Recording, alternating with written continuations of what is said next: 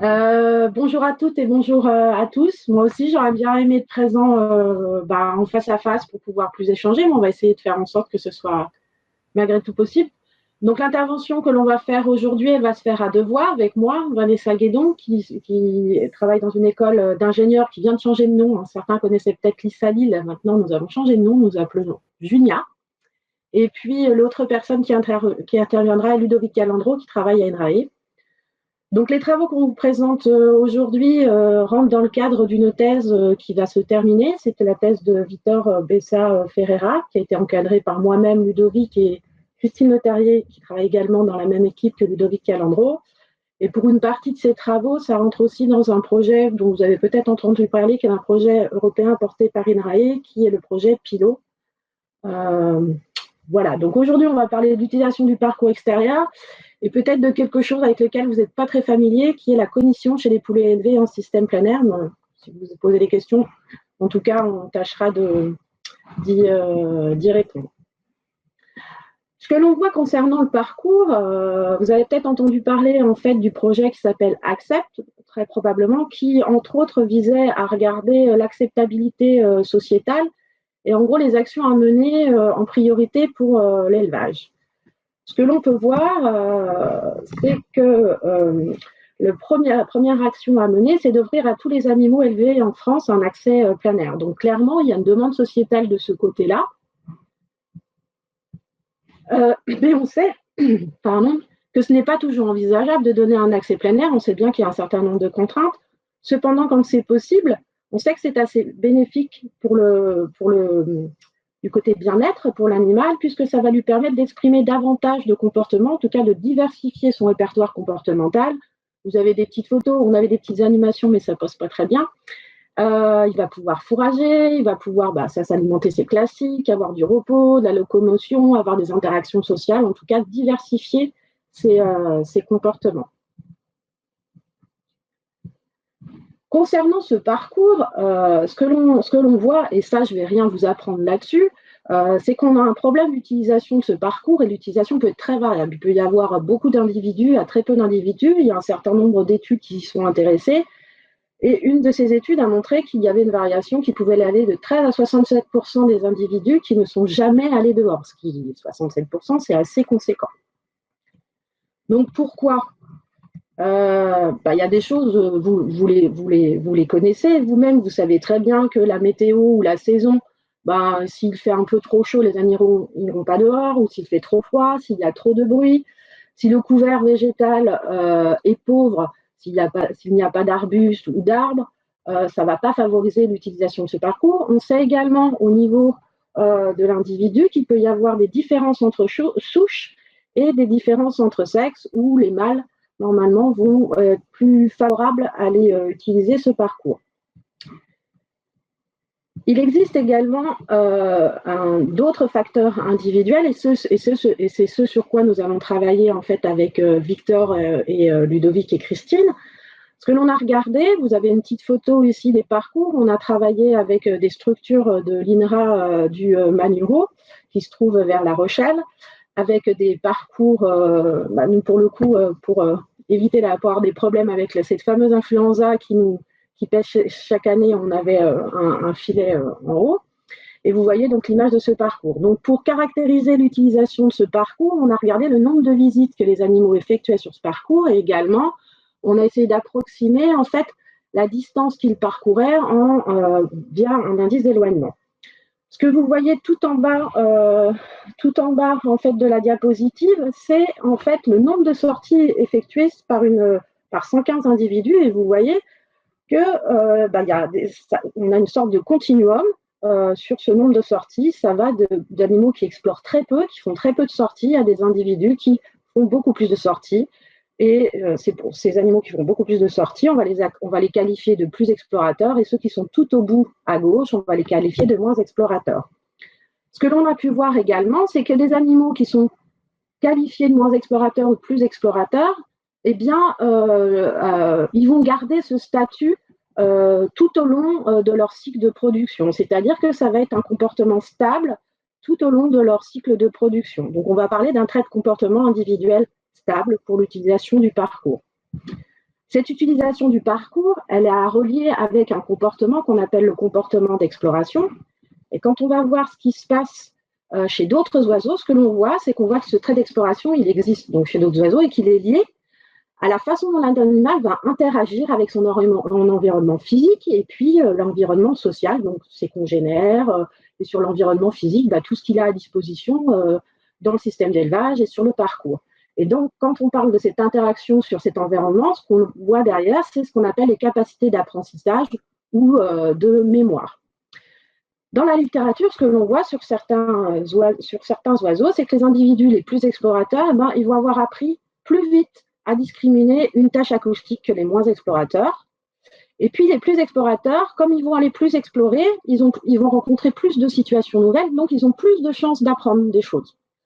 Ce que l'on voit aussi, c'est qu'au travers de toutes les études qui ont été menées sur ces différents oiseaux, c'est qu'entre exploration et cognition d'apprentissage, cette relation, elle peut être variable. Ça va dépendre des études, des espèces, du type d'apprentissage auquel ils vont être confrontés. Et du coup, nous, la question qu'on s'est posée, c'est quid de ce qui se passe pour nos fameux poulets élevés en système plein air. Donc, deux objectifs aux travaux de cette thèse.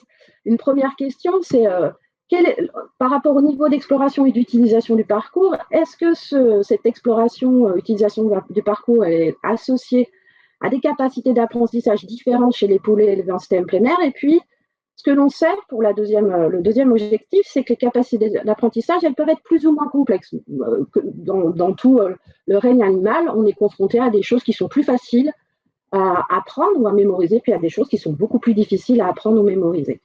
Donc la question qu'on se pose, est-ce que ce lien exploration et apprentissage, est-ce qu'il est similaire ou différent en fonction du type d'apprentissage et de mémoire étudié chez nos fameux animaux qui vont être plus ou moins explorateurs?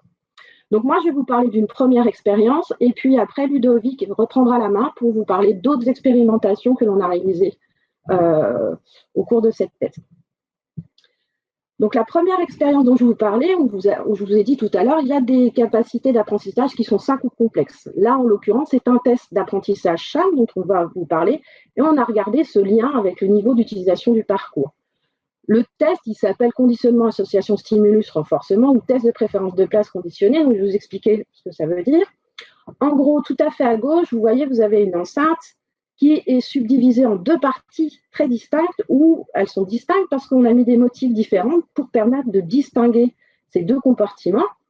Et puis, d'un côté, il va y avoir de l'aliment disponible dans un tube à gauche et puis de l'autre côté, un tube qui est vide. Donc, l'idée ici, c'est que l'animal associe ce stimulus renforcement qui est la nourriture à l'endroit où cette nourriture se situe. Donc, du coup, avec les caractéristiques qu'il peut y avoir, que le poulet peut capter dans l'endroit où va se situer. Donc, tous les signes distincts, là, les petits points en l'occurrence, voilà. Donc, on va placer les poulets alternativement. Donc, il y a une séparation. Donc, ils vont passer un certain temps d'un côté. Et puis, on va les prendre et puis les placer. Et ils vont passer un certain temps de l'autre côté. Et on va répéter cette opération plusieurs fois dans une journée et plusieurs fois par jour pour qu'ils arrivent à faire cette association entre l'endroit où le stimulus se trouve et le stimulus. Et puis, au bout d'un certain temps, ce que l'on va faire, c'est qu'on va enlever la paroi et on va laisser l'animal se déplacer librement entre les deux compartiments. Il n'y aura plus la nourriture. Et l'animal va du coup se déplacer et on va regarder s'il a appris à associer cette nourriture à un endroit. Et pour ça, pour regarder s'il a bien fait cette association, ce qu'on va mesurer, c'est le temps passé dans les différents compartiments. Donc sur le graphique de gauche que vous avez les animaux qui sont les moins explorateurs en bleu et les plus explorateurs en noir, avec sur la première barre, c'est le temps passé du côté où il y avait l'aliment. Et de l'autre côté, c'est le temps passé où il n'y avait pas d'aliment. Et ce que l'on peut voir à la fois chez les plus explorateurs et les moins explorateurs, c'est ce que le conditionnement a fonctionné, c'est-à-dire qu'ils ont bien associé le lieu avec le stimulus alimentation, puisque le temps passé est bien supérieur dans ce compartiment à l'autre compartiment où il n'y avait pas de nourriture. Donc la conclusion de cette première expérience, c'est que quel que soit le niveau d'exploration, les individus sont capables de réaliser un apprentissage sain, donc ce qui est quand même assez quand même une information intéressante, donc que nos poulets ont quand même des capacités cognitives, on aurait pu en douter, voilà. Et ils ont donc été capables de réaliser cet apprentissage simple, de faire cette association stimulus-renforcement. Je vais laisser la parole du coup à Ludovic qui va vous parler d'autres capacités un petit peu plus complexes. Donc, comme vous l'a dit Vanessa, effectivement, quand on est sur cette première expérience, ce qu'on essaie de regarder entre des explorateurs et des faiblement explorateurs et de fortement explorateurs du parcours, c'est vraiment est-ce qu'ils possèdent des capacités d'apprentissage vraiment très basiques de type conditionnement pavlovien. Maintenant, dans la littérature, il existe d'autres formes d'apprentissage qui sont décrites chez les animaux. Et on a voulu voir si les explorateurs plus et les explorateurs moins, si ce niveau d'utilisation du parcours, je vais essayer de mettre un pointeur, j'espère que vous le voyez, si c'est le niveau d'utilisation du parcours, donc la différence entre des explorateurs plus et des explorateurs moins, et pouvait apparaître lorsqu'on les interroge sur des capacités d'apprentissage plus complexes. Une forme d'apprentissage qui a été très, très largement étudiée chez les animaux, c'est ce qu'on appelle l'apprentissage et la mémoire spatiale. Alors, c'est un apprentissage plus complexe parce que, alors d'abord, c'est une forme de mémoire que les animaux utilisent. Franchement, beaucoup d'animaux en sont capables, puisque c'est une forme de mémoire qui est importante pour retrouver des sites de nourriture ou fuir des prédateurs. Voilà, donc, et c'est l'idée que les animaux vont apprendre à se repérer dans leur environnement. Donc, ils vont se constituer une carte mentale des indices de cet environnement, et c'est cette carte mentale qu'ils vont mémoriser pour, par exemple, ici dans ce labyrinthe, trouver une sortie, ou bien pour trouver un emplacement qui contient de la nourriture. Donc vous voyez qu'à la différence de tout à l'heure, où on était vraiment sur un conditionnement très très simple, l'apprentissage et la mémoire spatiale, ça implique vraiment une représentation mentale, c'est comme ça qu'on dit, qui est beaucoup plus élaborée que le premier apprentissage qu'on a voulu tester. Alors évidemment, en laboratoire, on va être obligé d'utiliser des procédures un peu calées pour tester ce type d'apprentissage et de mémoire. Et donc, vous voyez que pour tester une forme d'apprentissage et de mémoire spatiale, on utilise des arènes de test et qui contiennent des pots. Et tous les pots ici sont de couleur noire.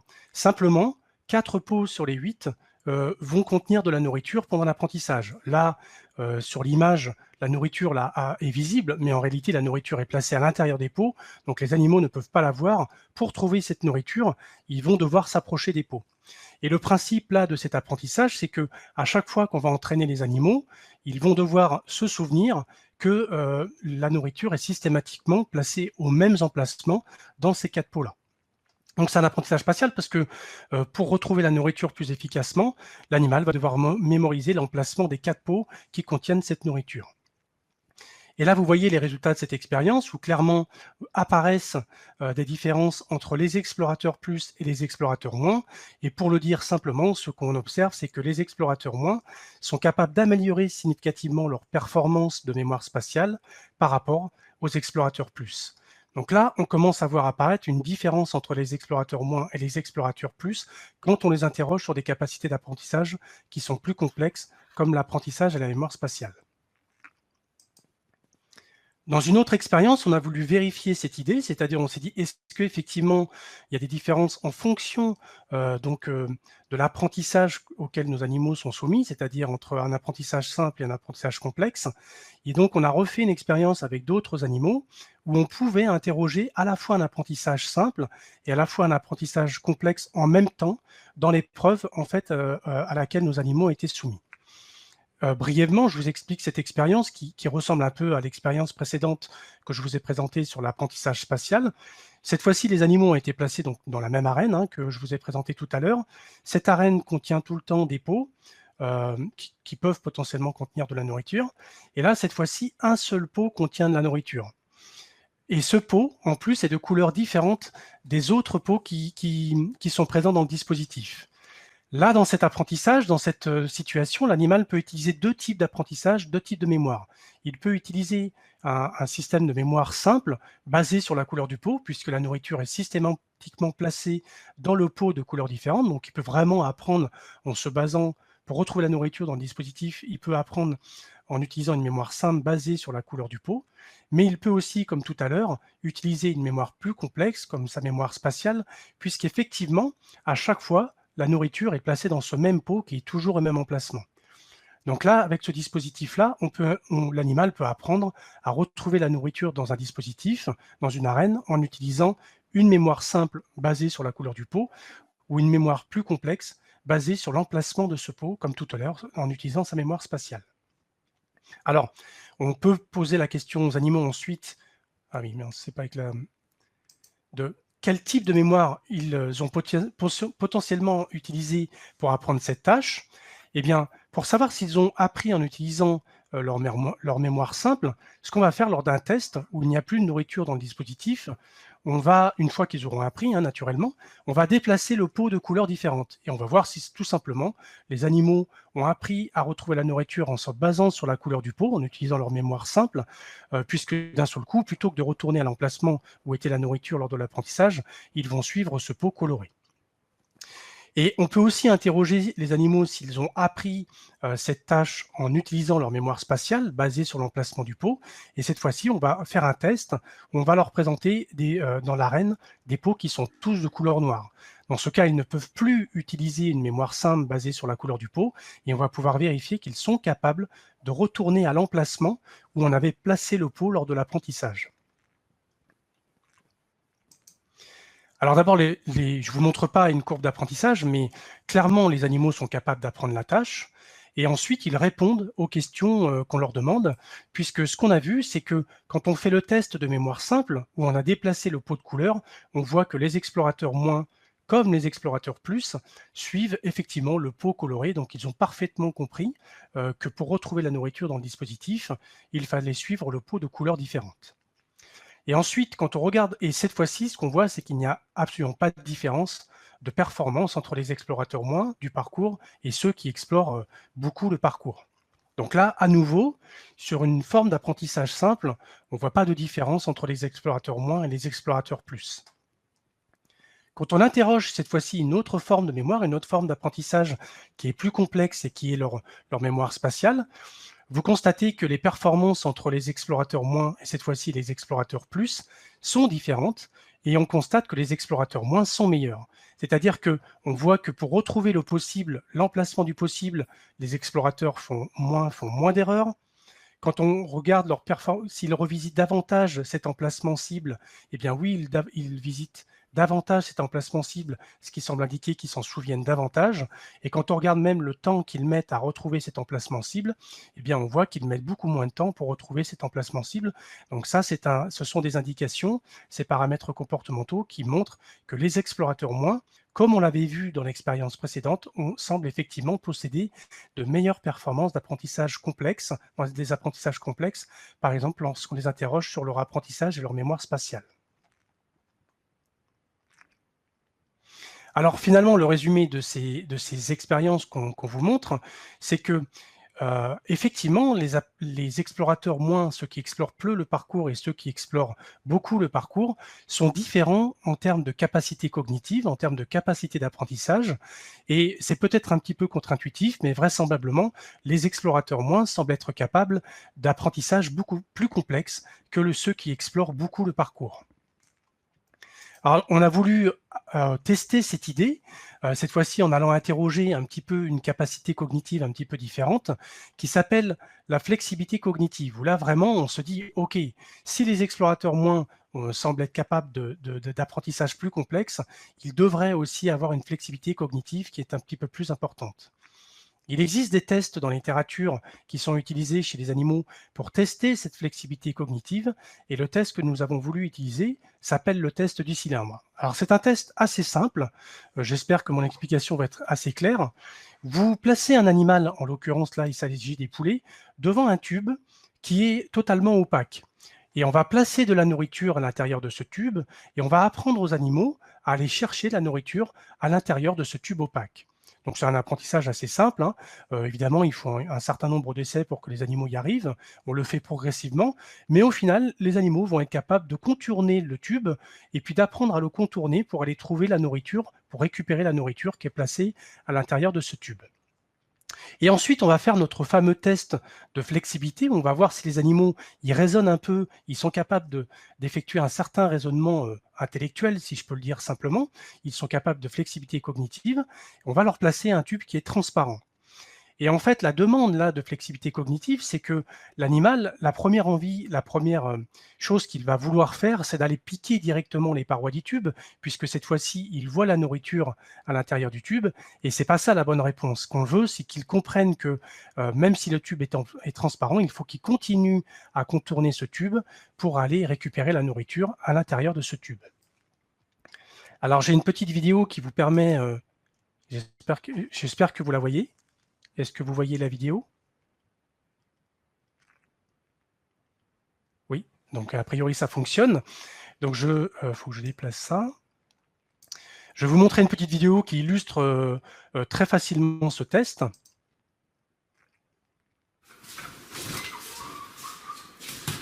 Donc ça, c'est la phase d'entraînement où les animaux vont être entraînés à retrouver la nourriture à l'intérieur du tube. Donc évidemment, hein, ça ne se passe pas en un jour, hein, il faut plusieurs jours d'entraînement, mais vous voyez que les poulets sont parfaitement capables d'apprendre à contourner un tube opaque et à aller récupérer de la nourriture à l'intérieur de ce tube. Et ensuite, on a la situation là de flexibilité cognitive où on va leur demander de réfréner leur comportement, d'aller picorer spontanément ce tube transparent et de faire preuve de flexibilité cognitive en contournant bien ce tube pour aller récupérer la nourriture. Évidemment, on va considérer que lorsque l'animal, comme ici, picore directement le tube transparent, c'est un échec, c'est un essai qui n'est pas réussi. Et en revanche, vous voyez que certains animaux comprennent la tâche, et même si le tube est transparent, ils font preuve de flexibilité, et du coup, ils vont aller picorer, enfin pardon, ils ne vont pas picorer ce tube directement, et ils vont contourner le tube et aller récupérer la nourriture à l'intérieur. C'est un test qui est extrêmement utilisé dans la littérature pour aller tester la flexibilité cognitive chez les animaux et d'une manière assez simple. Et ce que vous voyez, c'est que finalement, ce test-là confirme ce que l'on observait dans nos précédents tests d'apprentissage. Et on voit qu'en fin de test, les explorateurs moins, clairement, sont plus performants, ils font moins d'erreurs, ils réussissent davantage ce test de flexibilité que ceux qui explorent davantage le parcours. Et finalement, ce que ça indique, c'est que, au même titre que ce qu'on voyait, c'est que les explorateurs moins sont capables d'apprentissage plus complexe, ils font aussi preuve d'une plus grande flexibilité cognitive. En anecdote, d'une certaine manière, il faut savoir, comme je vous l'expliquais, que ce test a été énormément utilisé chez beaucoup d'animaux. Et en fait, il y a un peu une graduation, les auteurs se permettent de faire une graduation pour voir quel type d'animaux sont assez performants dans cette tâche. Si vous voyez que, par exemple, ici, les primates réussissent parfaitement ce test de flexibilité cognitive par rapport à d'autres animaux, donc ce qui nous paraît un petit peu évident. Et finalement, quand on regarde les performances de nos poulets, au début, on est un petit peu déçu, parce qu'on se rend compte qu'ils se placent parmi les animaux finalement qui montrent le moins de flexibilité cognitive. En revanche, quand on fait attention à tenir compte de ce niveau d'exploration du parcours, eh bien, on est assez surpris puisque finalement, ceux qui explorent peu le parcours ont des performances qui sont assez performants. Donc finalement, ils font preuve d'une relative bonne flexibilité cognitive. Alors pour synthétiser les résultats des expériences qu'on a menées, c'est que on se rend compte que effectivement, en ce qui concerne le niveau d'utilisation du parcours, eh bien ça se passe pas n'importe comment. C'est pas un jour, évidemment il y a un peu de variabilité, mais c'est pas aussi simple que quelquefois certains animaux sortent tel jour, alors que d'autres, et puis le jour suivant ce seront d'autres animaux. Mais on se rend compte que ce niveau d'utilisation du parcours est un très stable et qu'il existe au sein de l'élevage des explorateurs moins, c'est-à-dire des individus qui clairement n'iront pas explorer le parcours, alors que d'autres iront davantage l'explorer. C'est intéressant parce que finalement, quand on réfléchit, les poulets qu'on place comme ça dans nos élevages, ils sont quand même issus d'une sélection génétique qui est assez importante et ils sont quand même génétiquement très proches les uns des autres. Et malgré cette sélection génétique, on se rend compte qu'il existe encore une variation interindividuelle et que tous les individus ne sont pas identiques au sein de nos élevages. Ce que nos résultats indiquent également, c'est que ce niveau d'utilisation du parcours semble être lié à ce qu'on appelle un profil cognitif spécifique. C'est que clairement, ceux qui explorent peu le parcours et ceux qui l'explorent davantage ne traitent pas, ne perçoivent pas leur environnement qu'on leur propose de manière identique, et finalement aussi de manière identique. D'abord, nos résultats montrent que les poulets, quels qu'ils soient, finalement, ont de bonnes capacités d'apprentissage et de mémoire, puisqu'on a été capable de les tester dans un grand nombre de tests différents et qui sont plus ou moins complexes. Et aussi, ce que je vous expliquais avec cette histoire de profil cognitif, c'est que finalement, les poulets peu explorateurs semblent posséder des capacités cognitives plus élaborées, ils sont capables d'apprentissage plus complexe, ils semblent posséder une plus grande flexibilité cognitive. Donc ça, c'est une information qui est assez intéressante puisque ça questionne un peu sur la façon dont ces animaux perçoivent leur environnement et le parcours et comment potentiellement ça va influencer leur capacité à utiliser le parcours. Voilà, je vous remercie de votre attention.